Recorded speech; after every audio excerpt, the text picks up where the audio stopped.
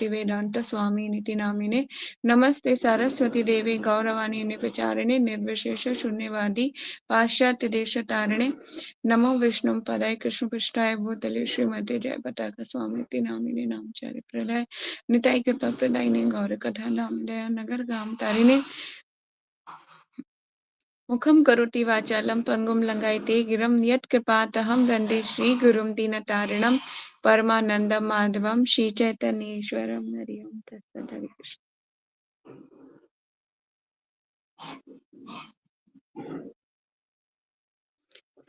कृष्ण प्रभात की जय। हरे कृष्णा जय श्री शांताशा। कृष्ण तो शुरू करते हैं। अब भगवद गीता निकाल लीजिए आप लोग।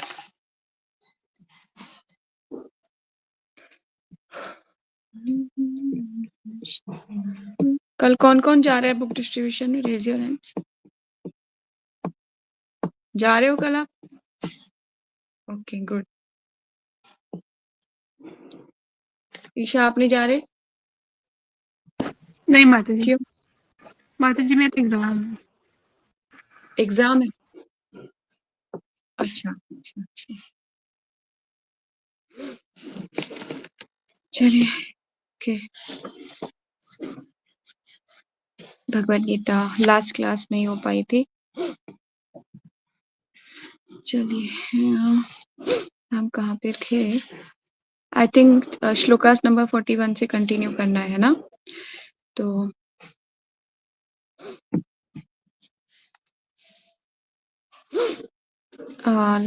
एक तो वो रिवीजन कर लेते हैं। चैप्टर नंबर 6 पर हम लोग हैं। यहाँ पर भगवान जो है ध्यान योग के बारे में बता रहे हैं। किसको? अर्जुन को। ठीक है, तो थोड़ा सा रिवीजन करते हैं।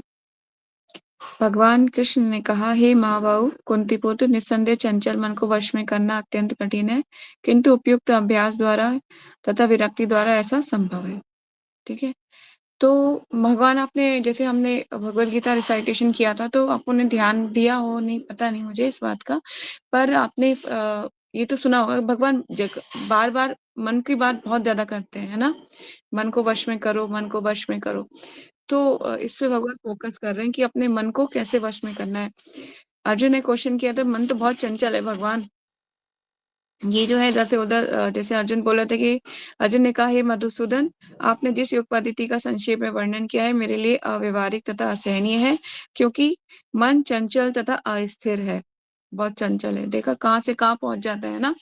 और फिर बोल रहे हैं कि हे कृष्ण, चूंकि मन चंचल, अस्थिर, उच्छृंखल, हठीला तथा अत्यंत बलवान है, अतः मुझे इसे वश में करना वायु को भी वश में करने से भी अधिक कठिन लगता है। कह रहे हैं कि बहुत ही भगवान, कैसे करूं मैं इसको। तो भगवान बोले कि क्या कीजिए, उपयुक्त अभ्यास के द्वारा और विरक्ति के द्वारा ऐसा संभव है कि इसको वश में किया जा सकता है। अब हमारे लिए प्रैक्टिकल एप्लीकेशन क्या है इसमें? प्रैक्टिकल एप्लीकेशन ये है कि चैंटिंग कीजिए, रेगुलर चैंटिंग करते करते करते करते करते करते कुछ टाइम के बाद, कुछ सालों के बाद हो सकता है आपका मन धीरे धीरे वश में आना शुरू हो जाए। मन डिक्टेट करेगा, उठिए। आपका मन जो है, जब भी आप कोई गलत चीज की तरफ मतलब कि उसको स्विच करना कोशिश करोगे, तुरंत ही आपका मन बोलेगा नहीं नहीं, this is not for you, ये आपके लिए नहीं है। ठीक है, लाइक ऑनियन गार्लिक, कोई फूड की तरफ अट्रैक्शन होगा, या फिर अपोजिट जेंडर की तरफ अट्रैक्शन होगा, या फिर कोई भी ऐसी चीज हो सकती है जो हमारे 4 रेगुलेटरी प्रिंसिपल्स को ब्रेक करे। तो आपका मन, जब आप अच्छे से ध्यान पूर्वक चैंटिंग कर रहे होंगे, तो आपका मन आपको वार्न करना शुरू करेगा। जैसे कि कभी कभी क्या होता है, आ, आ, जो हमारी वो होती है ना, आपने नोटिस किया हो नहीं कि ऐसी मेरे ख्याल से हमारी, जब आपने देखा होगा लोग स्मार्ट वॉच पहनते हैं ना, स्मार्ट वॉच, और उसमें हार्ट बीट्स होती है। अगर कोई इंसान को किसी का हार्ट की प्रॉब्लम है, उसका अगर जो वॉच होती है वो उसको इंडिकेशन देना, रेड बटन मतलब ब्लिंक करना शुरू हो जाता है। तो कहने मतलब एक इस तरह से हमारा मन जो है ना, हमें रेड सिग्नल देना शुरू कर देगा कि बचो इससे, बचो, this is not for you, ये आपके लिए नहीं है। तो इस तरह धीरे धीरे धीरे धीरे ऐसी प्रैक्टिस आएगी, और भक्तों का संग रहना तो बहुत जरूरी है। बार बार इस बात पे मैं फोकस जरूर करती हूँ कि devotee association like connected with electricity, है ना। तो इसीलिए डिवोटी एसोसिएशन बहुत इंपॉर्टेंट है लेना।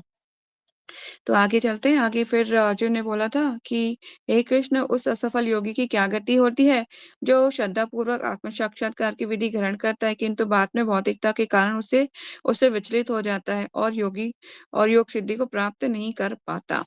तो भगवान बोलते हैं इसका आंसर। फिर आगे अर्जुन दोबारा एक बार और क्वेश्चन करता है कि हे महाबाहु कृष्ण, क्या ब्रह्म प्राप्ति के मार्ग में भ्रष्ट ऐसा व्यक्ति आध्यात्मिक तथा भौतिक दोनों ही असफलताओं से च्युत नहीं होता और छिन्न भिन्न बादल की भांति विनष्ट नहीं हो जाता, जिसके फलस्वरूप उसके लिए किसी लोक में कोई स्थान नहीं रहता। फिर आगे कहता है अर्जुन, हे कृष्ण, यदि यदि यही मेरा संदेह है और मैं आपसे इसे पूर्णतः दूर करने की प्रार्थना कर रहा हूँ। आपके अतिरिक्त अन्य कोई ऐसा नहीं है जो इस संदेह को नष्ट कर सके। भगवान इसका उत्तर दे रहे हैं। ये वेरी इंपॉर्टेंट, मैंने आपको बताया था कि बहुत इंपॉर्टेंट है। श्लोक नंबर 40।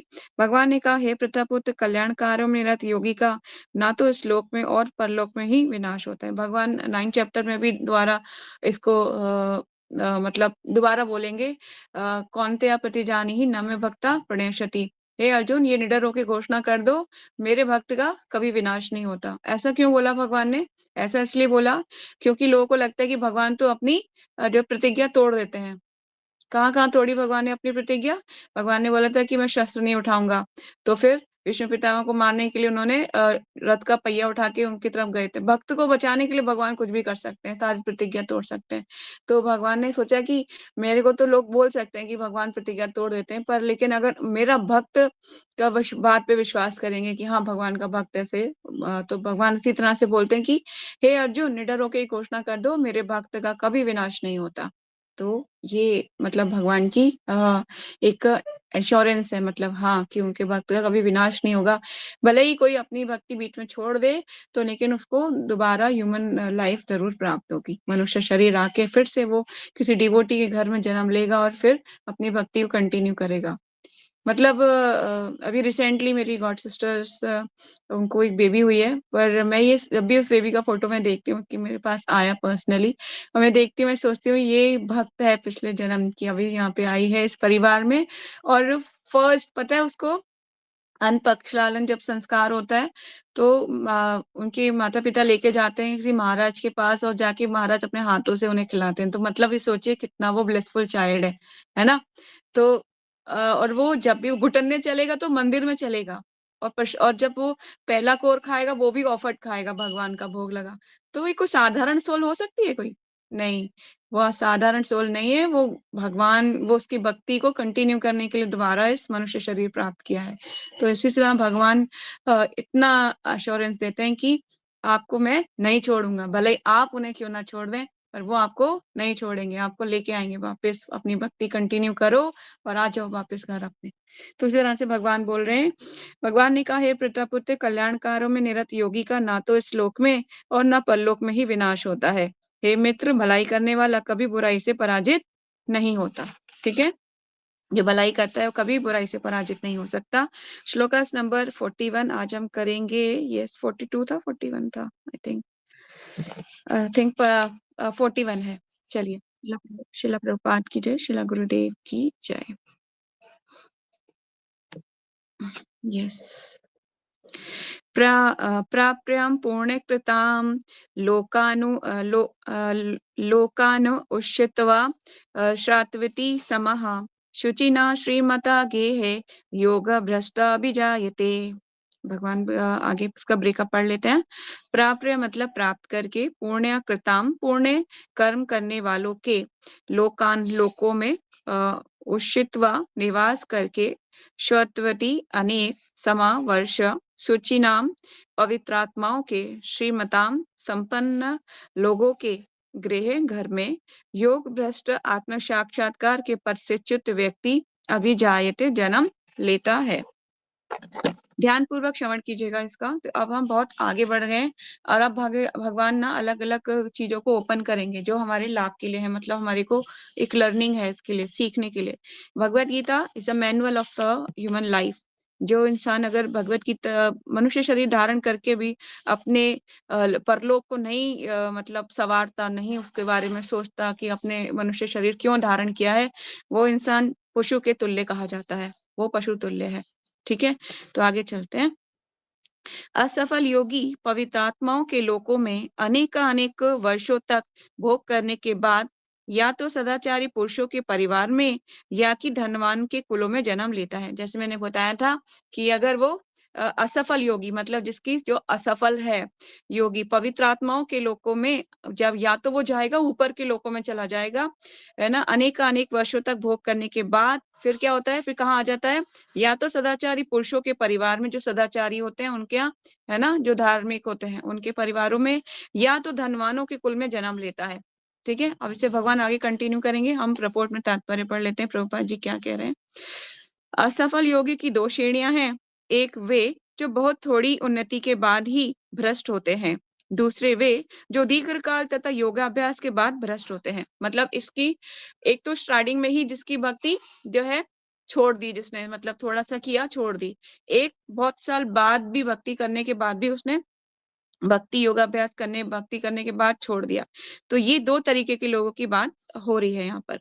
ठीक है, जो योगी अल्पकालिक अभ्यास के बाद भ्रष्ट होता है वे स्वर्गिक लोगों को जाता है। जो मतलब अल्पकालिक मतलब थोड़ा सा अभ्यास किया उसने भक्ति का और वो भ्रष्ट हो गया, तो कहाँ जाएगा, स्वर्गिक लोगों तक चला जाएगा, स्वर्ग के लोगों तक। मतलब जो आगे के जो लोग हैं, मैंने बताया था ना 14 प्लेनेटरी सिस्टम, 14 भुवन है, उनमें से जो स्वर्ग के लोग हैं वहां तक चला जाएगा, जहां वे केवल पुण्य आत्माओं को प्रविष्ट होने दिया जाता है। वहां किसको प्रविष्ट होने दिया जाता है, सिर्फ पुण्य आत्माओं को ही प्रविष्ट मिलता है, मतलब उसको ही उनको ही प्रवेश मिलता है वहां पर। वहां पर दीर्घकाल तक रहने के बाद उसे पुनः इस लोक में भेजा जाता है, जिससे वे किसी सदाचारी ब्राह्मण वैष्णव के कुल में या धनवान वाणिक के कुल में जन्म ले सके। ठीक है, उसे फिर कहाँ भेजा जाएगा, दो जगह पे, इन दोनों में से कहीं भी भेजा जा सकता है। इस लोक में उसे या तो सदाचारी वैष्णव ब्राह्मण के घर में, या कि धनवान वाणिक के कुल में जन्म मिल सकता है।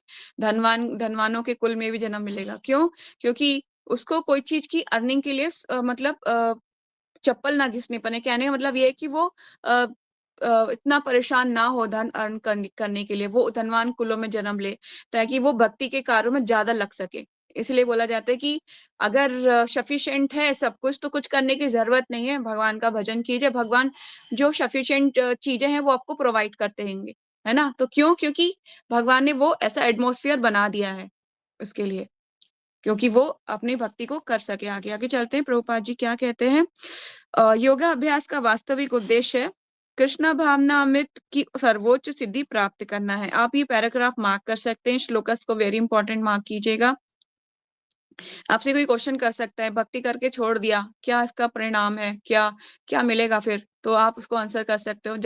ठीक है, कोई बात नहीं, भक्ति करके छोड़ दिया, पर वो फिर वापस कहाँ जाएगा, वो वैष्णव परिवारों में जन्म ले सकता है, उच्च कुल में, धनवान कुल में जन्म ले सकता है। तो योगा अभ्यास का वास्तविक उद्देश्य कृष्णा भावना अमृत की सर्वोच्च सिद्धि प्राप्त करना है, जैसा कि इस अध्याय के अंतिम श्लोक में बताया गया है।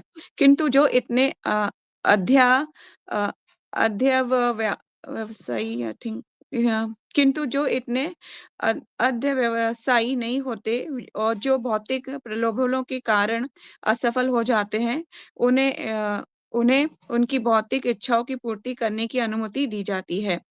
मतलब जो इतने ज्यादा अभ्यास नहीं किया जिसने, और वो भौतिक प्रलोभनों के कारण, उनको भी भौतिक प्रलोभन मिल जाता है, वो असफल हो जाते हैं और अपनी भौतिक इच्छाओं की, क्योंकि देखिए हमें ना ये बॉडी जो मिली है ना, हमें इसका ऐसा लगता है कि हम अपने आप को इस बॉडी से कनेक्ट करते हैं, और कनेक्ट करने के बाद हमें लगता है कि इसकी जो जो रिक्वायरमेंट है इसको फुलफिल होनी चाहिए 101%।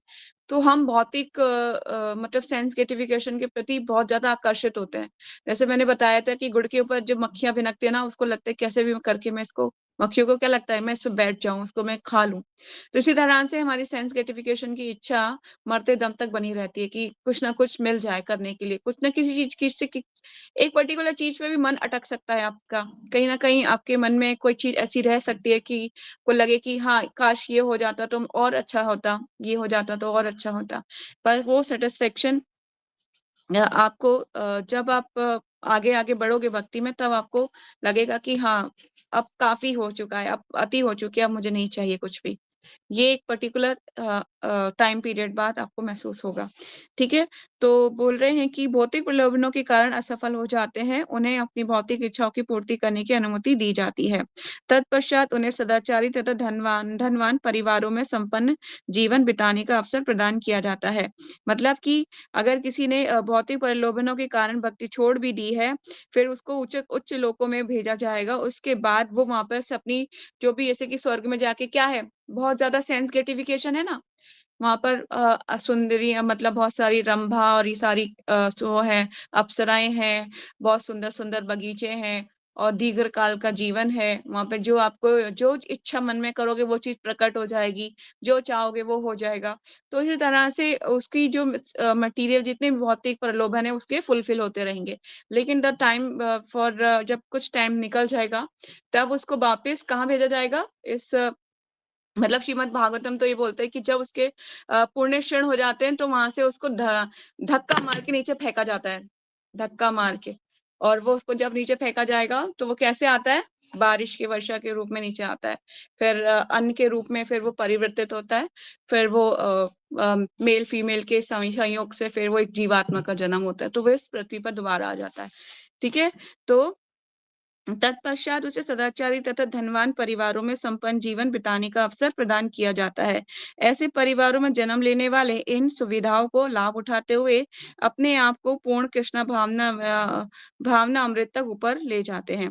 पर ये बात सच है कि वो मतलब ऐसा कर सकते हैं, लेकिन कभी-कभी ऐसा होता है कि धनवान कुलों के लोग जो है अ, अपने और सेंस उनको लगता है कि धन बहुत है तो और सेंस ग्रेटिफिकेशन करना चाहते हैं और ज़्यादा। ये भी मतलब मैं देखती हूँ कि बहुत धन होने के ज़्यादा भक्ति की तरफ रुझान मैं 100 में से सिर्फ 1% एक आध ही बंदे को ऐसा देखती हूँ कि वो धार्मिक होता है। वरना 99% लोग जो होते हैं वो सेंस ग्रेटिफिकेशन के लिए प्रति आकर्षित बहुत ज़्यादा होते हैं। तो धन भी बहुत ज़्यादा धन होना भी कहते हैं कि एक आपका भक्ति में लूज़ पॉइंट हो सकता है, आपकी भक्ति में आपको डिगा सकता है, ज़्यादा धन नहीं होना चाहिए। क्योंकि जितना ज़्यादा धन होगा आपको लगेगा ये भी ले लूँ, ये भी ले लूँ, ये भी ले लूँ, ये भी ले लूँ। तो ये जो इच्छा है ना, तो इसी कारण से हमें कभी भी हम भक्ति में आगे नहीं बढ़ पाएँगे, हमारे को रोड़ा अटकेगा इसके कारण। ठीक है, तो एक ही नॉर्मल बात यहाँ पर प्रभुपाद जी बताने का प्रयास कर रहे हैं कि ऐसे परिवारों में जन्म लेने वाले इन सुविधाओं का लाभ उठाते हुए अपने आप को पूर्ण कृष्णा भावना अमित तक ऊपर ले जाते हैं। आगे चलते हैं, भगवान क्या बोलते हैं? श्लोकास नंबर 42 जयश्री रीड करोगे?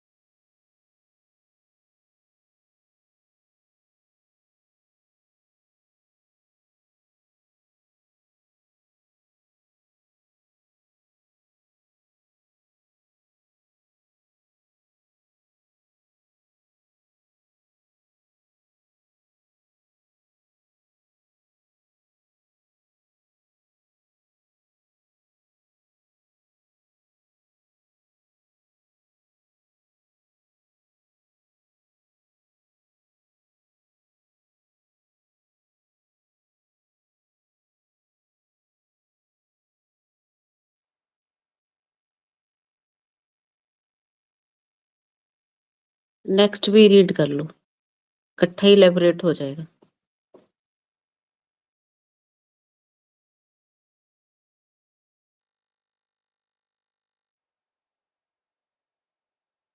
कि पढ़ के ही एक्सप्लेन करना है ना, बता दें कि उनको कि 2 इकट्ठे पढ़ लिए, वो भी छोटा ही है।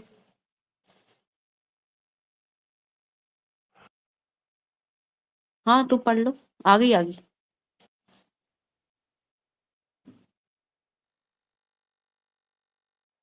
हरे कृष्णा।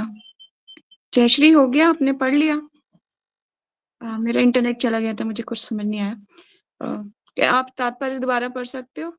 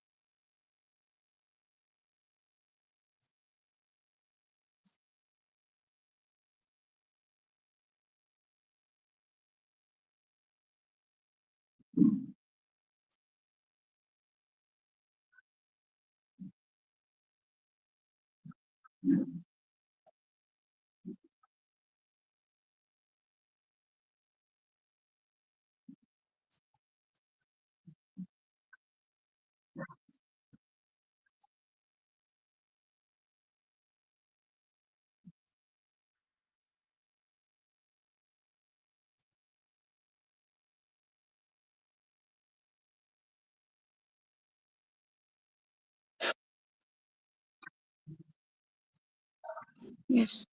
तो थैंक यू सो मच। तो प्रभुपाद जी बताना चाह रहे हैं कि जो श्रेष्ठ कुल में उत्पन्न कैसे होता है, मतलब कि आज भी बोल रहे हैं प्रभुपाद जी कि आज भी कुछ ऐसे कुल हैं जिनमें बच्चे जन्म लेते हैं। जैसे मैंने अभी थोड़ी देर पहले ही बताया कि जो वो चाइल्ड ने जन्म लिया है बचपन से ही उसको मतलब एक जो पहला कोर खाएगा वो भी भगवान को भोग लगा हुआ होगा, जो पहला कदम उठाएगा वो भी वो मंदिर में उठाएगा। मतलब उसकी जो शुरू से जो लर्निंग है वो कितना मतलब कि वो कोई साधारण सोल नहीं है ना। वो अपनी भक्ति को कंटिन्यू करने के लिए आए हैं अभी यहाँ पर। और उनके माता-पिता ने उनके जन्म से पहले गर्भधान संस्कार भी किया हुआ है, तो पवित्र आत्मा का जिसमें आवाहन किया जाता है। माता-पिता दोनों मिलके एक पर्टिकुलर राउंड्स ऑफ चैंटिंग करते हैं, तब जाके वो आत्मा उनके गर्भ में स्थित होती है। कहने का मतलब ये है कि वो आत्मा कोई साधारण नहीं है। उसको प्रभुपाद जी बोलते थे, डिवोटी जो चाइल्ड होते थे उनको बोलते थे this is a Vaikuntha child. आपको घर के भगवान डिटी से ज़्यादा इनकी देखभाल करनी है, ऐसे बोलते थे प्रभुपाद। एक तरफ ठाकुर जी को तैयार करना है और किसी बच्चे को कुछ खिलाना है, तो ठाकुर जी को बोलो मैं आपको बाद में तैयार करूँगी, पहले मैं उस बच्चे को खिलाऊँगी।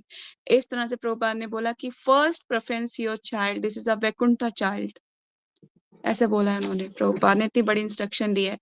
तो कहने का मतलब ये है कि जो शुरू से ही जो बच्चे मतलब एक साधारण नहीं होते, जिस तरह प्रभुपाद जी बता रहे हैं कि ये हमें ये सौभाग्य प्राप्त हुआ कि हम ऐसे उच्च परिवारों में जन्म ले पाए।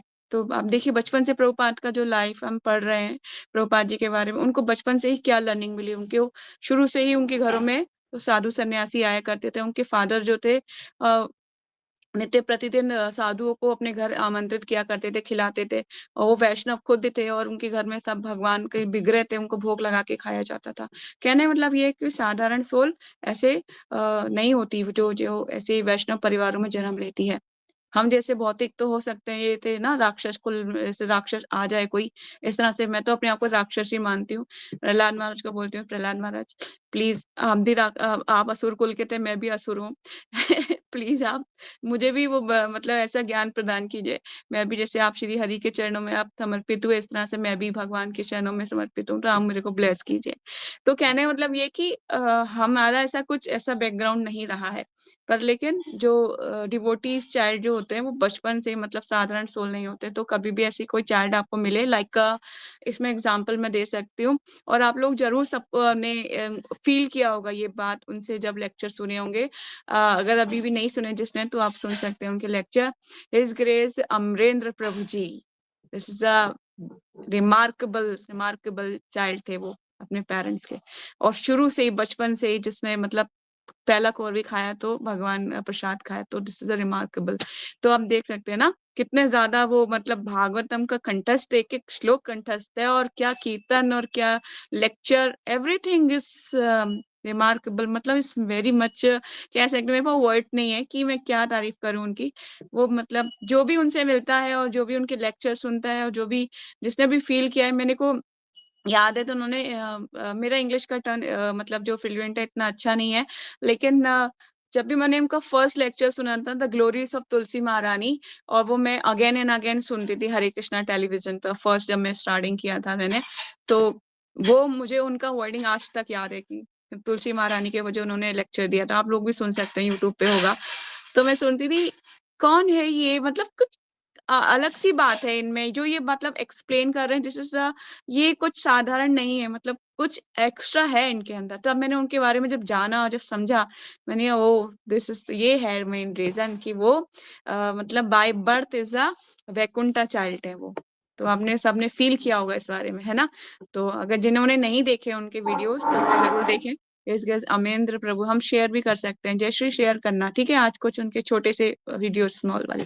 तो कहने का मतलब है कि ऐसी पवित्र आत्माएं जो होती हैं वो वैष्णव परिवारों में आती हैं, और वो साधारण हमें उन्हें नहीं लेना चाहिए। नेक्स्ट श्लोका, ईशा आप कंफर्टेबल हो, पढ़ोगे? यस माता जी। पढ़िए। तत्र तं बुद्धि संयोग लभते पौर्वदेहिकं यतते च ततो भूयः संसिद्धु कुरु नंदनम। शब्दार्थ: तत्र वहाँ तुम उस बुद्धि संयोगतम चेतना की जागृति को लभते प्राप्त होता है, पूर्व देहिकम पूर्व देह से, यतते प्रयास करते हैं, च भी तत्पश्चात भूया पुनः समसिद्धो सिद्धि के लिए, कुरु नंदन हे कुरु पुत्र। हे कुरु नंदन, ऐसा जन्म पाकर वह अपने पूर्व जन्म की देवी चेतना को पुनः प्राप्त करता है और पूर्ण सफलता प्राप्त करने के उद्देश्य से वह आगे उन्नति करने का प्रयास करता है। तात्पर्य: राजा भरत, जिन्होंने तीसरे जन्म में उत्तम ब्राह्मण कुल में जन्म मिला, पूर्व दिव्य चेतना की पुनः प्राप्ति के लिए उत्तम जन्म के उदाहरण स्वरूप हैं। भरत विश्व भर के सम्राट थे और तभी से यह लोक देवताओं के बीच भारतवर्ष के नाम से विख्यात है।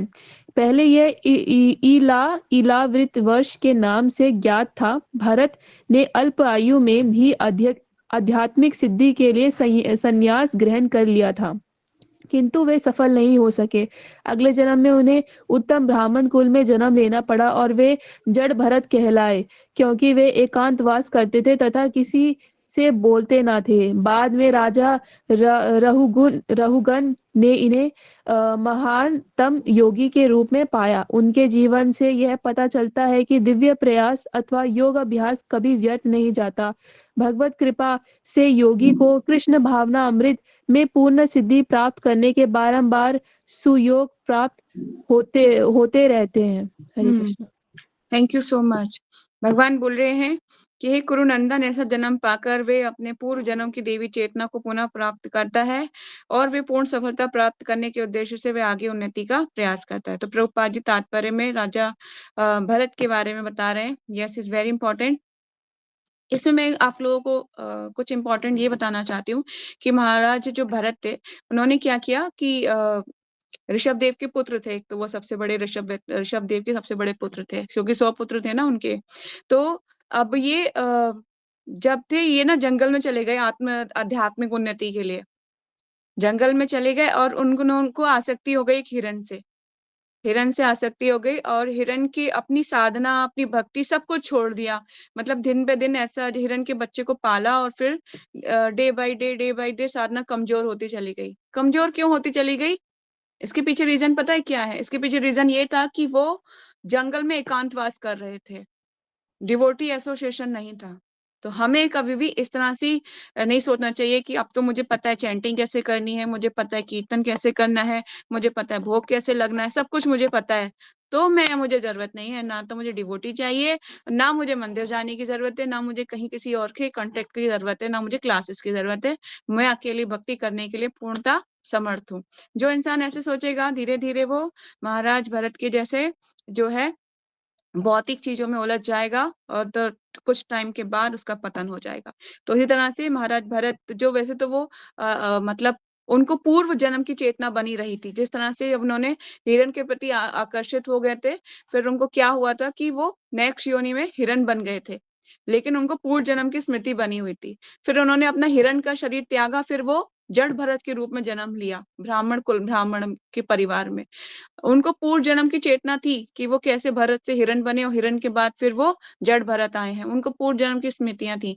लेकिन यहाँ पे लर्निंग यही है कि हमें कभी भी जो है डिवोटी एसोसिएशन नहीं छोड़ना है और इंद्रियो सेंस ग्रेटिफिकेशन के लिए नहीं भागना। ठीक है, तो जिस तरह से डिवोटी के संग में आप रहेंगे तो वो कभी भी आप इन चीजों के प्रति आकर्षित होंगे ही नहीं, क्योंकि आपको लगेगा कि हाँ, जब भी आप कोई मतलब कुछ ऐसा स्टेप लेने की कोशिश करोगे, वो आपको खींच लेगा हाथ पकड़ के, नहीं नहीं यहाँ मत जाओ, इधर चलो, है ना।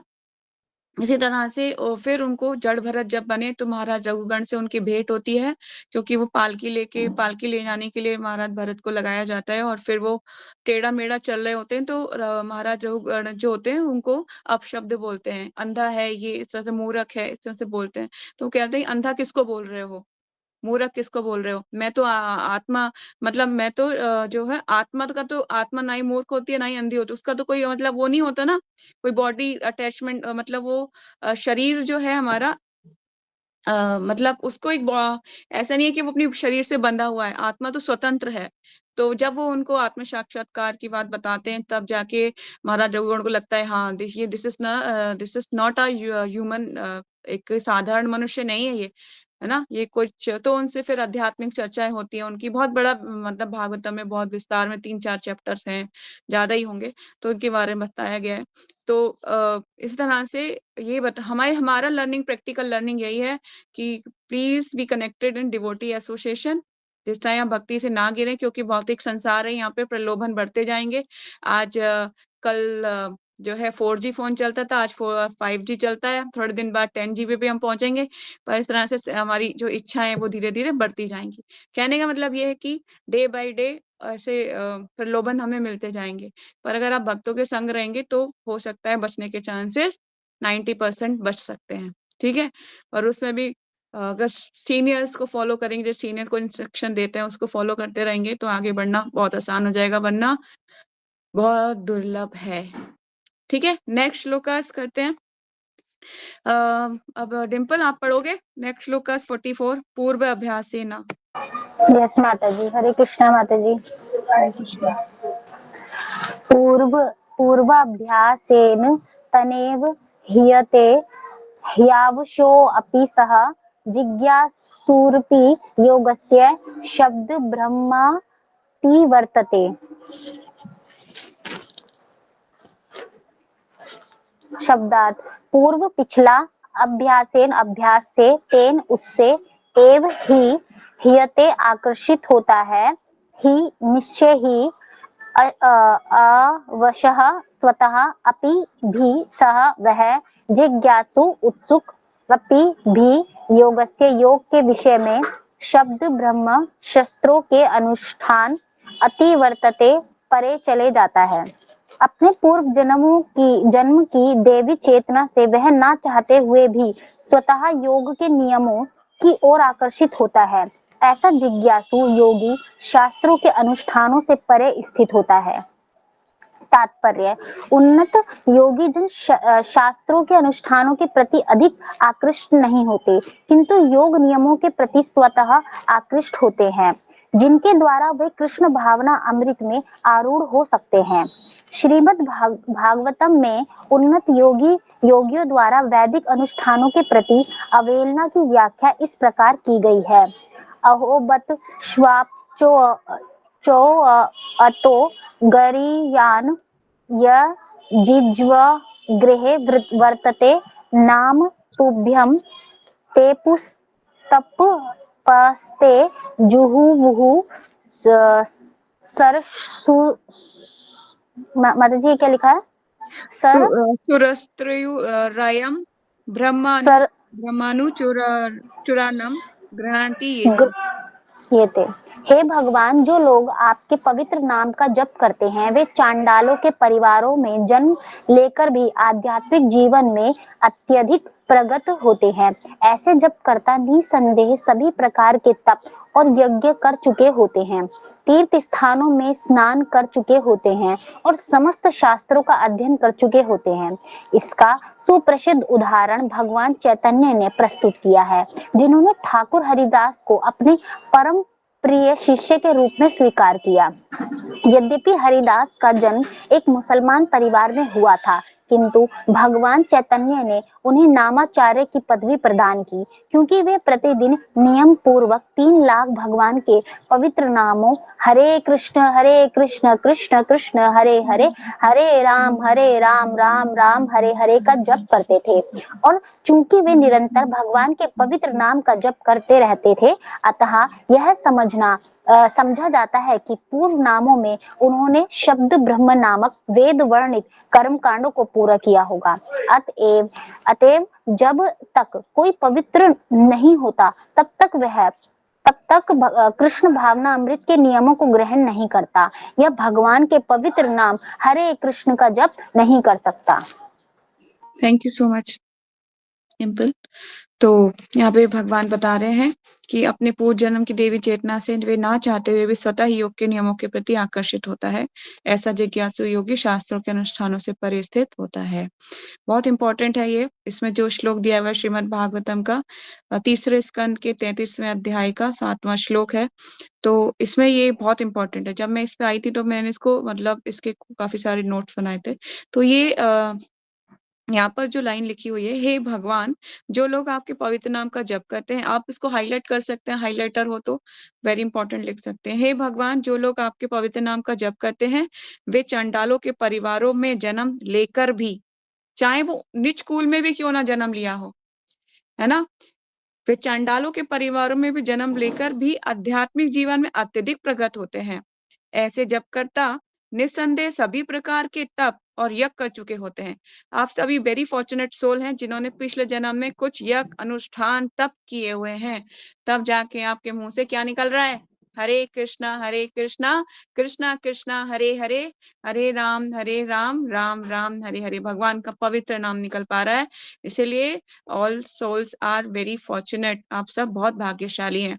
ठीक है, कोई साधारण मत समझिएगा अपने आप को, पर लेकिन उससे हमें अपने आप को भौतिकता से बचाना भी है। ठीक है, आगे चलते हैं। इसमें और क्या कह रहे हैं, सभी प्रकार के तप और यज्ञ कर चुके होते हैं, तीर्थ स्थानों में स्नान कर चुके होते हैं। उन्होंने क्या क्या कर लिया, तीर्थ स्थानों में स्नान कर चुके होते हैं और समस्त शास्त्रों का अध्ययन कर चुके होते हैं। तब जाके वो कैसे आते हैं, तब वो भक्ति में आके प्रकट होते हैं, तब उन्हें उनका भक्ति का अकाउंट आके ओपन होता है। इसीलिए हम क्या करते हैं, अज्ञात स्वीकृतियां इकट्ठी करवाते हैं ना लोगों से। हम बोलते हैं दीपदान कर दीजिए, अच्छा बुक नहीं ले रहे कोई बात नहीं, हरे कृष्णा बोल दीजिए। करवाते हैं नहीं करवाते हैं, क्यों? क्योंकि उनका कम से कम अकाउंट ओपन होना शुरू हो, धीरे धीरे। अगर वो शरीर भी त्याग देंगे, नेक्स्ट बर्थ में फिर आएंगे, फिर भक्त लोग उनसे मिलेंगे, फिर उनको यही बोलेंगे, तो धीरे धीरे तब आगे बढ़ेंगे भक्ति में। फिर यज्ञ अनुष्ठान तप यज्ञ सब करने के बाद फिर जाके भक्त बने। तो बहुत बड़ा प्रोसेस है ये, फिर जाके वो आगे आते हैं। तो इसमें एक एग्जाम्पल दिया हुआ है, चैतन्य महाप्रभु ने किसको, सुप्रसिद्ध यहाँ पे उदाहरण दिया हुआ है, सुप्रसिद्ध उदाहरण भगवान चैतन्य ने प्रस्तुत किया था। क्या? उन्होंने श्रीदा ठाकुर हरिदास को जो अपने परम प्रिय शिष्य के रूप में स्वीकार किया था। ठाकुर हरिदास की स्टोरी बताई थी ना मैंने आपको, कि वो एक वैश्य आई थी उनके पास, बताया था ना ये स्टोरी, हमने जिक्र किया था। किसमें किया था? ग्लोरीज ऑफ तुलसी महारानी में। ठीक है, तो वो भगवान के पवित्र नाम का जप किया करते थे। वो थे तो मुसलमान परिवार के थे। ठीक है, इसलिए तो जो वहाँ का जो मुसलमान शासक था उसने भेजा था, तभी तो किसको भेजा था, क्या नाम था उस वैश्य का? लक्षहीरा, है ना? तो वो आई थी उनको भक्ति से गिराने के लिए। तो नामाचार्य की पदवी प्रदान की थी चैतन्य महाप्रभु ने। अब हम मायापुर जाएंगे ना, चैतन्य महाप्रभु का विशाल विग्रह देख के ना, जब भी मैं जाती हूँ I was really crying in the front of the Shri पंचतत्व। पहले मैं पंचतत्व के ही दर्शन, कह ले कि पहले पंचतत्व के ही दर्शन करने चाहिए, डायरेक्ट राधा माधव तक नहीं पहुंचना चाहिए। तो जो लोग नए जाएंगे ना, मैं उनकी आंखें क्लोज करके रखूंगी और फिर उन्हीं के भगवान के सामने ही ओपन करूंगी, ताकि आप कुछ ना देखें, पहले किसको देखें, भगवान को ही देखें। तो 2 मेरा हाथों से कितनों की आंखें बंद करेगी? नहीं, मैं सबको 1-1 करके एंट्री दूँगी, ऐसे नहीं पहले मैं एंट्री गेट पे खड़ा कर दूँगी कि जो-जो लोग नए जाएँगे सब एक-एक करके सबको अंदर छोड़ के आऊँगी और पहले मैं पंचतत्व के सामने जाके आँखें खोलूँगी। फिर सब बोलूँगी पंचतत्व पे ही खड़े रहो, अच्छे से रो लो, जो बोलना है भगवान को बोल लो, उसके बाद आधा-माधव तक सबको एक-एक करके लेके जाऊँगी। मतलब मैं ये चाहती हूँ आप कि जब आप पहली बार धाम में जा रहे हैं तो किसको देखें? पहले पंचतत्व को ही देखें क्योंकि उनकी कृपा से ही राधा-माधव आपको मतलब क्या हमारे गुरु महाराज बोलते हैं कि आपको फर्स्ट दर्शन पंचतत्व के ही करने चाहिए। उसके बाद राधा माधव तक जाना चाहिए क्योंकि डायरेक्ट हम भगवान को अप्रोच नहीं कर सकते। हमें जो है पहले भगवान चैतन्य महाप्रभु के थ्रू ही आगे जाना पड़ेगा। इसलिए हमें पहले गौर निताई के दर्शन करने चाहिए, बाद में श्याम सुंदर, राधा पार्थसारथी जब भी हमारे ऑल्टर से आगे की तब। तो ये एक है, मेरे मन में मैंने शुरू से सोच रखा था जो लोग पहली बार जाएँगे जस्ट क्लोज़ द आइज़ सबकी आइज़ क्लोज़ करके सबको एक-एक करके लेके जाऊँ। तो ऐसा मेरा प्लानिंग रहेगी आप लोगों के लिए। तो इसी तरह से बोला जा रहा है कि जो हरिदास ठाकुर थे वो मुस्लिम परिवार के थे और फिर उनको जो है नामाचार्य की पदवी अभी तो हम बोलते हैं नामाचार्य हरिदास ठाकुर की जय, इसीलिए बोलते हैं क्योंकि उनको नामाचार्य की पदवी प्रदान की गई थी। ठीक है? तो ये सब यहाँ बोला जा रहा है एक इम्पोर्टेंट लाइन है नीचे की आप मार्क कर सकते हैं। चूँकि वे निरंतर भगवान के पवित्र नाम का जप करते थे, अतः ये समझा जाता है कि पूर्व जन्म में उन्होंने शब्द ब्रह्म नामक वेद वर्णित कर्म कांडों को पूरा किया होगा। अतएव जब तक कोई पवित्र नहीं होता तब तक यह भगवान के पवित्र नाम हरे कृष्णा का जप नहीं कर सकता, ठीक है? पवित्र होना बहुत ज़रूरत है। आज एक गुरु महाराज का एक लेक्चर था, जो उसमें गुरु महाराज एक बंगाली में एक कहावत बोल रहे थे कि जो सूची है मतलब जो सूची है, सूची मतलब पवित्र है, जिसने वो पवित्रता का पालन कर रहा है, पर वो कृष्णा कॉन्शियसनेस में नहीं है, तब भी वो ब्राह्मण नहीं कहला सकता, ठीक है? लेकिन जो मुची है, अगर वो भगवान के नाम का जप कर रहा है, तो वो क्या बन जाएगा? तो वो ब्राह्मण बन सकता है, क्योंकि वो शुद्ध हो जाएगा भगवान का नाम लेने से, ठीक है? तो इस तरह से पवित्र होना सिर्फ काफ़ी नहीं है कि आप रोज़ 2 बार नहा रहे हैं, धो रहे हैं या फिर आप देखते होंगे कि मटीरियल वर्ल्ड में भी कुछ लोग जल्दी जग जाते हैं। देखा होगा आपने कि माताजी ये भी लोग भी तो तपस्या करते हैं, लेकिन उनकी तपस्या तामसी तपस्या है, वो भक्तों की तपस्या में नहीं आते। शुचि होना ठीक बात है, पर वो उसके बाद अगर भगवान का नाम जप करते हैं, तब वो ब्राह्मण की कैटेगरी में आते हैं, अदरवाइज़ नहीं। अगर मुची भी कोई इंसान है, मैं मानती हूँ तबीयत खराब है, नहीं 2 बार स्नान कर सकता लेकिन वो भगवान के पवित्र नाम का जप कर रहा है, तो वो क्या वो कहलाएगा? वो सूची कहलाएगा। ये थोड़ा-सा इसमें कोई कन्फ्यूज़न मत रखिएगा, ये बहुत इम्पोर्टेंट है। नेक्स्ट श्लोकास तुलसी दीदी पढ़ेंगे आप? 50-45 हरे कृष्ण। प्रयत्नात् यत्मान तु योगी संसुशुद्ध किल्बिष अनेक जन्म संसिद्धि तत् याति पराम गतिम। प्रयत्नात् कठिन अभ्यास से यत्मान प्रयास करते हुए तू तथा योगी ऐसा योगी संशुद्ध शुद्ध होकर किल्बिष जिसके सारे पाप अनेकानेक जन्म जन्मों के बाद संसिद्ध सिद्धि प्राप्त करके तत्पश्चात याति प्राप्त करता है प्राम सर्वोच्च गतिम गंतव्य को। और जब योगी समस्त कल्मश से शुद्ध होकर सच्ची निष्ठा से आगे प्रगति करने का प्रयास करता है तो अंत गत्वा अनेकों अनेक जन्मों के अभ्यास के पश्चात सिद्धि लाभ करके वह परम गंतव्य को प्राप्त करता है। तात्पर्य सदाचारी धनवान या पवित्र कुल में उत्पन्न पुरुष योग अभ्यास की अनुकूल परिस्थिति से सचेष्ट हो जाता है, अतः वह दृढ़ संकल्प करके अपने अधूरे कार्य को करने में लग जाता है और इस प्रकार वह अपने को समस्त भौतिक कल्मश से शुद्ध कर लेता है। समस्त कल्मश से मुक्त होने पर उसे परम सिद्धि कृष्ण भावना अमृत प्राप्त होती है। कृष्ण भावना अमृत ही समस्त कल्मश से मुक्त होने की पूर्ण अवस्था है। इसकी पुष्टि भगवद गीता में 7.28 में हुई है। येषां तवन्त गत्तं पापं जानानं पुण्य कर्मानं ते दंदो मोहिनी मुक्तं भजतं नादृढ़व्रता। अनेक जन्मों तक पुण्य कर्म करने से जब कोई समस्त कल्मश तथा मोह में द्वंद्वों से पूर्णतः मुक्त हो जाता है, तभी वह भगवान की दिव्य प्रेमा भक्ति में लग पाता है। Hare Krishna. Thank you so much. यहाँ पे भगवान आगे कंटिन्यू कर रहे हैं। भगवान कह रहे हैं कि और जो योगी समस्त कल्मश से शुद्ध होकर सच्ची निष्ठा से आगे प्रगति करने का प्रयास करता है, तो अंत तो गत्वा अनेकानेक जन्मों के अभ्यास के पश्चात सिद्धि लाभ करके वे परम गंतव्य को प्राप्त होता है। मतलब भगवान का लाभ, मतलब अपने जो परम गंतव्य है, back to home, back to Godhead, वहां चला जाता है। ठीक है, तो तात्पर्य को एक बार मैं थोड़ा सा हल्का सा पढ़ देती हूँ। सदाचारी, धनवान तथा पवित्र कुल में उत्पन्न पुरुष योगाभ्यास के अनुकूल परिस्थितियों से सचेत रहता हो जाता है, अतः वे दृढ़ संकल्प करके अपने अधूरे कार्य को पूरा करने में लग जाता है। ठीक है, ये देखिए बहुत ही इंपॉर्टेंट है। धनवान कुल में जन्म लेना उसको पुण्य कर्मों के कारण, उसके पूर्व भक्ति के अभ्यासों के कारण, पूर्व लाभ के कारण उसको मिल रहा है। लेकिन उसके बाद अगर वो भक्तों के कनेक्शन में आ जाता है, तब उसको ये सचेत होता है, मतलब तब जागृत होता है, वो उसको होश आता है कि हाँ, मैं क्यों आया था इस संसार में, और ये सब भगवान ने मुझे प्रोवाइड किया है, अब मुझे कैसे इसको भगवान की सेवा में लगाना है। तब उसको चेतना जागृत होती है इसकी, तब वो आगे बढ़ता है। तो बोल रहे हैं कि सदाचारी, धनवान तथा पवित्र कुल में उत्पन्न पुरुष योगाभ्यास के अनुकूल परिस्थितियों से, देखिए एक एक वर्ड में ना बहुत बड़ा गहरा मीनिंग है इसमें, सिर्फ इसको ध्यान से समझना चाहिए। परिस्थितियों से सचेत हो जाता है, अतः वे दृढ़ संकल्प करके अपने अधूरे कार्य को पूरा करने में लग जाता है, और इस प्रकार से वे अपने को समस्त भौतिक कल्मश से शुद्ध कर लेता है। ये यहाँ पे इसका मेन जो उसका जो कार्य है वो पूरा होगा। ठीक है, तो अतः समस्त कल्मश से मुक्त होने पर उसे क्या होती है? परम सिद्धि कृष्ण भावनामृत प्राप्त होता है। कृष्ण भावनामृत समस्त कल्मश से मुक्त होने की पूर्ण अवस्था है। इसकी पुष्टि श्रीमद् भागवतम में, भगवत गीता के 7.28 में हुई है। ठीक है, तो अनेक अनेक जन्मों तक पुण्य कर्म करने से जब कोई समस्त कल्मश या मोह में द्वंद्वों से मुक्त मोह में द्वंद्वों से पूर्णता मुक्त हो जाता है, तो तभी वह भगवान की दिव्य प्रेमा भक्ति में लग पाता है। ठीक है, जो समस्त द्वंद्व है उनसे मुक्त होगा, तभी भगवान की प्रेमा भक्ति में लग पाएगा। तो मेरी तो आपसे हाथ जोड़ के यही विनती है, प्लीज प्लीज प्लीज नेवर, भक्ति को कभी मत छोड़िएगा, कभी नहीं। पता है कितने जन्मों के पुण्य, कितने करने के बाद तब जाके, जैसे अभी हमने पढ़ा, तब आपको जाके ये भक्ति मिली है। इसको कभी भी किसी भी कीमत पे, कोई आपको बोले ना करोड़ रुपए भी ले लो और इसको छोड़ दो, कभी मत छोड़िएगा, कभी मत छोड़िएगा। आपका जीवन एकदम निष्फल हो जाएगा।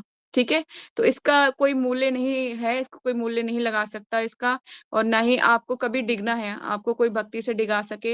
इतना पक्का बनिए आप उस पेड़ की भांति बनिए जिसकी जड़ें इतनी गहरी हो, इतनी गहरी हो कि उसे हवा का कोई झोंका ना गिरा सके, कोई मौसम का कोई बदलाव ना उसे गिरा सके, वो कभी ना गिर सके। इतनी दृढ़ भक्ति कीजिए। ठीक है, किसी भी परिस्थिति क्यों ना आ जाए, कोई भी छोड़ के क्यों ना चला जाए, कभी भी लाइफ में कोई भी ऐसी प्रॉब्लम क्यों ना हो जाए, पर never never never leave Krishna consciousness, भगवान की भक्ति को मत छोड़ेगा। ये मेरे आपसे हाथ जोड़ के प्लीज सबके सबके चरणों में नरम विनती करती हूँ। ठीक है, तो प्लीज मेरी इतनी सी रिक्वेस्ट आप लोग जरूर मानिएगा इस बात को। ठीक है, आगे चलते हैं। श्लोकास नंबर 46 मैं पढ़ देती हूँ। तप तप विस्थ स्वाध्या तप तप स्विधाय अधिक योगी योगी ज्ञानी ज्ञानो भी मतोधिकम कर्म करम्भ्यम करम्भ्य च अधिका योगी तस्मात् योगी भव अर्जुना। मेरी वॉइस थोड़ी रुक गई है क्योंकि आज जैसे मैं इमोशनल हो गई थी। योगी पुरुष तपस्वी से ज्ञानी योगी पुरुष तपस्वी से, ज्ञानी से तथा सकाम कर्मी से बढ़कर होता है। अतः हे अर्जुन, तुम सभी प्रकार से योगी बनो। जयश्री आप कंटिन्यू कर सकते हो प्लीज।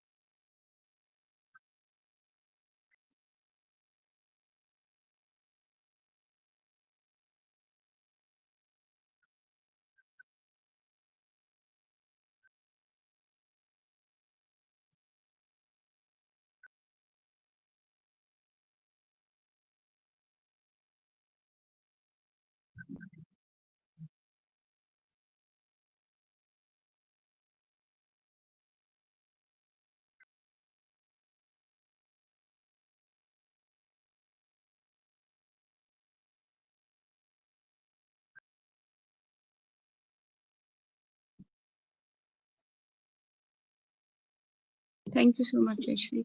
तो आगे भगवान बोल रहे हैं कि योगी पुरुष तपस्वी से, ज्ञानी से तथा सकाम कर्मी से बढ़कर होता है, अतः हे अर्जुन तुम सभी प्रकार से योगी बनो। प्रभुपाद जी तात्पर्य में क्लियर कर रहे हैं इस चीज को कि भक्ति योग से बढ़कर कुछ भी नहीं है। सिर्फ ये एक लाइन इस तात्पर्य के लिए हमारे समझने के लिए काफी है। ठीक है, कि भक्ति योग से बढ़कर इसमें कुछ भी नहीं है। ठीक है, तो आप इस पे ध्यान दीजिएगा कि करना क्या है, सिर्फ भक्ति ही करनी है। आगे नेक्स्ट श्लोक ईशा पढ़ोगे आप?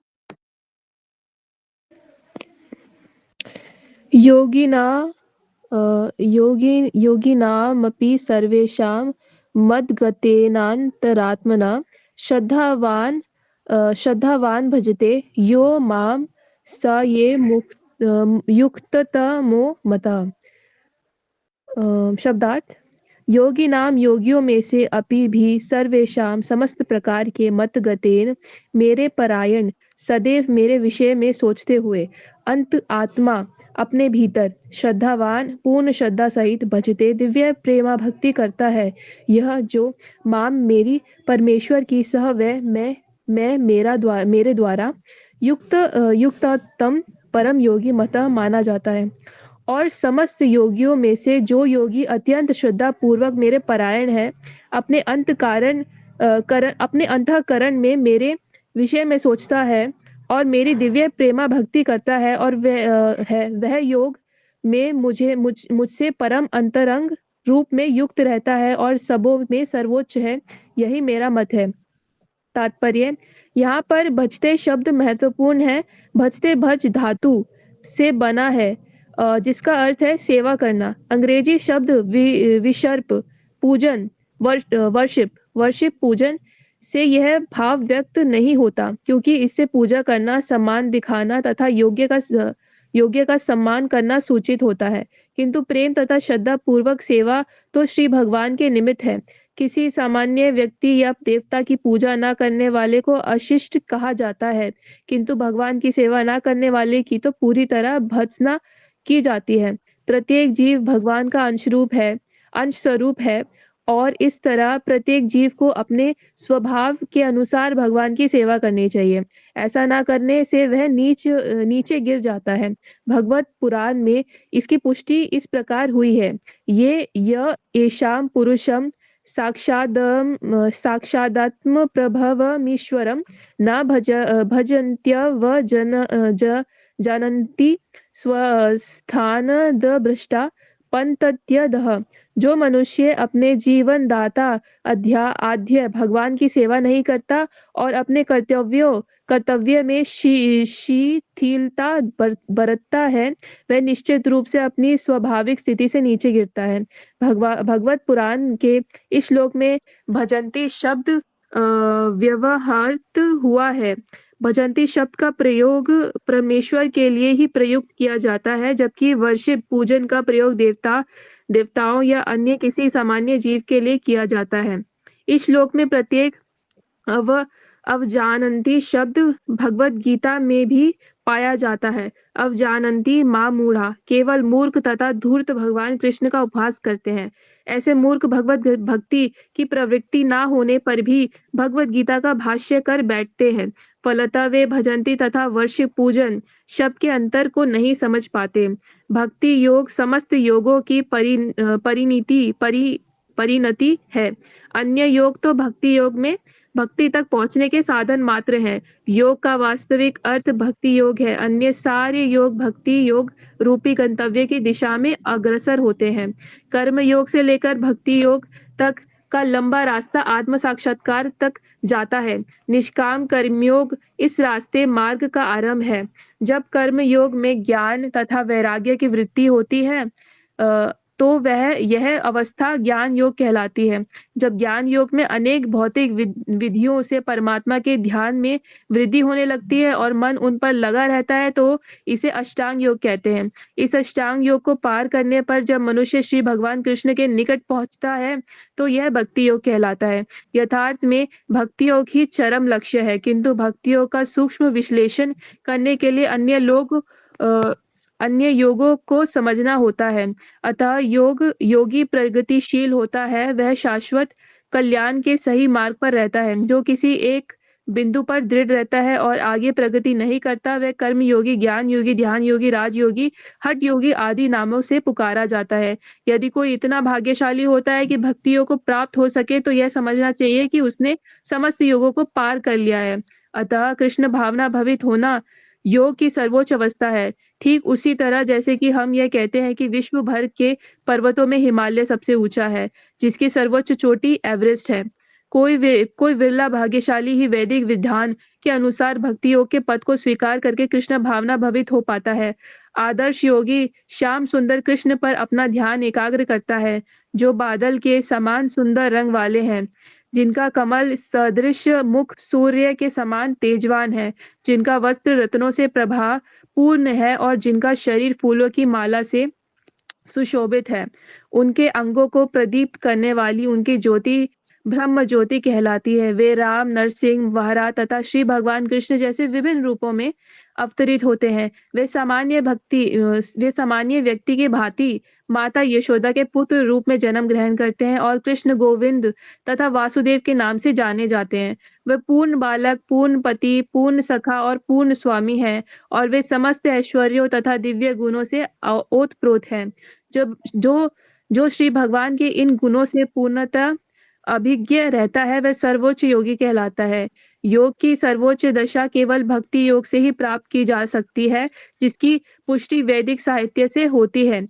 श्वेताश्वर उपनिषद यस्य देवे परा भक्तियर्था देवे तथा गुरो तस्य ते कथिता हयर्था प्रकाशन्ते महात्मनः।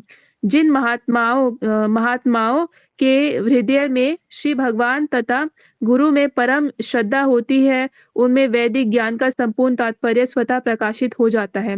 भक्ति रस्य भजनम तदीहामुत्रोपाधिनेरास्य नामुष्मनः मन कल्प न मेतदेव नैष्कर्मय। भक्ति का अर्थ है भगवान की सेवा, जो इस जीवन में या अगले जीवन में भौतिक लाभ की इच्छा से रहित होती है। ऐसी प्रवृत्तियों से मुक्त होकर मनुष्य को अपना मन परमेश्वर में लीन करना चाहिए। नैष्कर्म्य का यही प्रयोजन है। गोपाल तापनी उपनिषद। ये सभी कुछ ऐसे साधन है जिनसे योग की परम सिद्धिमयी अवस्था भक्ति या कृष्ण भावना मृत को संपन्न किया जा सकता है। इस प्रकार श्रीमद् भगवद गीता के 6ठे अध्याय ध्यान योग का भक्ति वेदांत तात्पर्य पूर्ण हुआ। Hare Krishna. Thank you so much यश्री ओइशा। ये यहाँ पे जो लास्ट पैराग्राफ है, आप इसको हाईलाइट कर लीजिए, मार्क कर लीजिए। और अब इसमें प्रभुपाद जी यही बताने का प्रयास कर रहे हैं कि भक्ति योग ही सर्वश्रेष्ठ है। भगवान के कुछ उन्होंने नाम गुण रूप के बारे में बताया कि भगवान के अनेक अवतार होते हैं, ठीक है। और ये भी बताया कि भगवान जो है पूर्ण पति है, पूर्ण सखा है ना, पूर्ण भगवान है। और अलग अलग अवतार होते हैं, जैसे राम, नरसिंह, वराह। श्री भगवान कृष्ण जैसे विभिन्न नामों में अवतरित होते हैं। वे सामान्य व्यक्ति की भांति माता यशोदा के पुत्र में जन्म ग्रहण करते हैं। कृष्ण, गोविंद और वासुदेव के नाम से जाने जाते हैं। ये सुनने में कितना सुंदर, मतलब कि आत्मा को बहुत संतुष्टि होती है जब हम ऐसा सुनते हैं ना कि वे पूर्ण भगवान के बारे में, कि पूर्ण वासुदेव के नाम से जाने जाते हैं। अब हमें ऐसा लग रहा है कि हम किसी भगवान के बारे में अब जान रहे हैं। वे पूर्ण बालक, पूर्ण पति, पूर्ण सखा तथा पूर्ण स्वामी है। वे समस्त ऐश्वर्य तथा दिव्य गुणों से ओतप्रोत हैं। तो मतलब भगवान ही जो कृष्ण भावनामृत है, यही योग की परम सिद्धि है। तो भगवान इस श्लोक में आगे चल थोड़ा सा एक बात को पढ़ लेते हैं। वह समस्त योगियों में से जो भगवान बोले हैं कि जो समस्त योगियों में से जो योगी अत्यंत श्रद्धा पूर्वक मेरे परायण है। भगवान बोले इन सारे योगियों में से कौन कौन से योगी? ध्यान योगी, ज्ञान योगी, कर्म योगी, कितने भी आ रहे योगी, उन योगियों में से सबसे कौन सा श्रेष्ठ है? भगवान बोले समस्त योगियों में से जो योगी अत्यंत श्रद्धा पूर्वक मेरे परायण है, मतलब जो मेरा भक्त है, श्रद्धा पूर्वक मेरी पूजा करता है, अपने अंतरकरण में मेरे विषय में सोचता है। जो उसका हृदय है, अंतरकरण है, उसको किसके बारे में सोच रहा है? भगवान के बारे में। कल क्या करेंगे भगवान को, कल क्या खिलाना है, क्या पहनेंगे, क्या करेंगे, मतलब ईच एंड एवरी मोमेंट वो भगवान से संबंधित ही सब चीजें सोच रहा है। और वे मेरी दिव्य प्रेमा भक्ति करता है। कैसे करता है? दिव्य प्रेमा भक्ति। ऐसा नहीं बोझ हो गया है, हे भगवान आज भी करना पड़ेगा क्या, आज भी उठना पड़ेगा, अच्छा आज भी नहाना पड़ेगा, आज तो बहुत ठंड है, क्या आज भी नहाना पड़ेगा? इस तरह से भी क्वेश्चन करते हैं लोग कि क्या माता जी क्या एक भी दिन क्या छुट्टी नहीं मिलेगी नहाने से? नहीं, ये कोई मतलब आपको कोई ज़बरदस्ती नहीं पकड़ के लगा रहा, आपके इंटरनल आपको ऐसा अगर आपको देखो चूज़ करना पड़ेगा कि आपको क्या चाहिए, है ना? कोई सस्ती चीज़ महान नहीं होती, महान चीज़ सस्ती नहीं होती। इस कोटेशन को हमेशा याद रखिएगा। कभी महान चीज़ सस्ते में नहीं मिलती है, इसके लिए बहुत घिसना पड़ता है, अपने आप को घिसाना पड़ेगा। आपको आपकी प्रिय चीज़ों को भी छोड़ना पड़ सकता है। बहुत प्रिय था, ऑनियन गार्लिक मुझे बहुत प्रिय था। मुझे इतना ज़्यादा प्रिय था कि मैं मतलब चाहे कुछ ना हो घर में पर ऑनियन गार्लिक ज़रूर रहना चाहिए, इतना ज़्यादा मैं खाती थी। यहाँ तक कि मुझे सिरके वाली प्याज़ देखते ही ना मेरे को लगता था इतनी क्रेविंग होती थी कि दे दो, जल्दी दे दो। मतलब इस तरह से और अपनी प्रिय चीज़ को छोड़ना पड़ेगा आपको जो भी भगवान को पाना है ना, इसीलिए मैंने बोला महान चीज़ सस्ती नहीं होती और सस्ती चीज़ महान नहीं होती है। इसीलिए मेहनत करनी पड़ेगी कृष्णा कॉन्शियसनेस में। तो अपने अंतःकरण में मेरे विषय में सोचता है और मेरी दिव्य प्रेमा भक्ति करता है, वे योग में मुझसे परम अंतरंग रूप से युक्त रहता है और सबों में सर्वोच्च है। यही मेरा मत है। भगवान ने कंक्लूड कर दिया है इस लास्ट श्लोक में कि ये मेरा मत है कि वही योगी सर्वश्रेष्ठ है जो अंतःकरण में मेरे बारे में सोचता है। तात्पर्य प्रभुपाद जी भी क्लियर कर रहे हैं कि समस्त योगियों में जो कृष्णा कॉन्शियसनेस कृष्ण भगवान की भक्ति करता है, कृष्णा भावना अमृत है में लगा रहता है, वही सर्वोच्च योगी है। ठीक है, चैप्टर नंबर 7 हम मुझे लगता है नेक्स्ट क्लास में करना चाहिए क्योंकि आज हमने कितने श्लोक कर लिए हैं? आई थिंक 46 से किया है ना आज हमने, 41 से किया है हमने आज। तो हमने 6 श्लोक कर लिए हैं आज थोड़ा सा। बाकी मुझे लगता है नेक्स्ट क्लास में हम करेंगे। 7:12 हो चुके हैं। कोई क्वेश्चन है आपका, कोई डाउट है तो ले सकते हैं।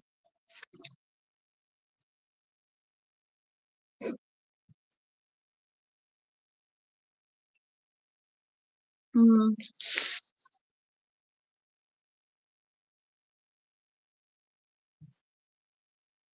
स्वभाव से इन सेंस कि आपका स्वभाव मतलब कि आप भगवान के साथ क्या संबंध लेके आप पूजा कर रहे हो, ये स्वभाव की बात हो रही है वहां पर। ये नहीं हो रहा कि आप मतलब कुछ और सोच रहे हो, मतलब इन सेंस कि आप सोचो कि मेरा स्वभाव कैसा है, मैं मतलब अकड़ू हूं या मैं कैसी हूँ, वो वाला स्वभाव की बात नहीं हो रही। स्वभाव से हो रही कि आपका भगवान से क्या रिलेशनशिप सोच के बात कर रहे हो। जैसे कि आप और ईशा फ्रेंड हो, है ना? तो आप उससे बात करते हो तो किस स्वभाव से करते हो? ईशा मेरी फ्रेंड है, मैं उससे अपने हृदय की बात कह सकती हूँ। आप मुझसे बात करते हो, किस तरह से बात करोगे कि माता जी मेरी शिक्षा गुरु है या मेरी मेंटर है, मैं उससे उस स्टेज पे आके बात करूँगी। और इसी तरह से आप अपनी मम्मी से कैसे करते हो? मेरी मदर है, मैं अपनी मम्मी को कैसे भी बात कर सकती हूँ, है ना? दिस इज़ ये चीज़। भगवान के साथ जब तक संबंध नहीं होगा, आप कनेक्ट नहीं कर पाओगे, आप उनसे बात नहीं कर पाओगे। ठीक है? दिस इज़ वेरी इंपॉर्टेंट कि आप उनसे कैसे कनेक्ट कर रहे हो। जैसे मेरा जो फीलिंग होती है भगवान के साथ जैसे फ्रेंड, तो जैसे कभी फूल गिराते रहते हैं तो मैं कहती हूँ फूल पसंद नहीं आया क्या आज आपको? बार-बार फूल गिरा रहे हो। तो मतलब और कभी धोती पहनानी होती है तो कभी ऐसा लगता है कि भगवान बोल रहे हैं कि मैं मोटा लगूँगा, मैं नहीं पहनूँ। नहीं, सर्दी है पहन लो ठंड लग जाएगी। मतलब जैसे अपनी फ्रेंड से बात करते हैं, दिस इज़ द संबंध। इस तरह से मैं भगवान के साथ संबंध होता है। तो मैं भगवान को कभी-कभी कहती हूँ ना, आप जो है आज कुछ ज़्यादा मोटे लग रहे हो या ऐसा है, आज क्या हुआ? ये मतलब कभी भी उनके फेस एक्सप्रेशन से पता चल जाता है। जो भी डीटीज़ को डेली रेडी करता है ना, उसको पता होता है, आज इनका फेस पे एक्सप्रेशन कैसे है। कभी गुस्से से देखेंगे, कभी प्यार से देखेंगे, कभी भगवान ऐसा मुझे तो कभी ऐसा भी होता है कभी-कभी जैसे रेडी किया या कुछ पसंद नहीं आया ना उनको कि ये मुझे नहीं पसंद आ रहा ज़बरदस्ती तो गिराते रहेंगे। मैं भी ढीठ के जैसे पहनाती रहूँगी। तो हार के फिर भी लास्ट में गिरा ही देंगे वो। सब तैयार-वैयार करके बिठा दूँगी, नहीं पसंद है ना वो चीज़ गिरा देंगे, नहीं पहनना उनको, नहीं पहनना तुम 100 बार क्या हज़ार करोड़ों बार कोशिश कर लो, उन्होंने नहीं पहनना है, नहीं पहनना, नहीं पहनना। तो मतलब इस तरह से भक्त के मतलब ऐसी हमारी जो है भगवान से आदान-प्रदान होना चाहिए, तो वो भाव की बात हो रही है यहाँ पर। ठीक है? तो एक वर्ड के कई मीनिंग होते हैं, आपको पता ही होगा। ठीक है? तो ये हो रहा है। और कोई क्वेश्चन? No question. किसी का और का कोई क्वेश्चन नहीं है?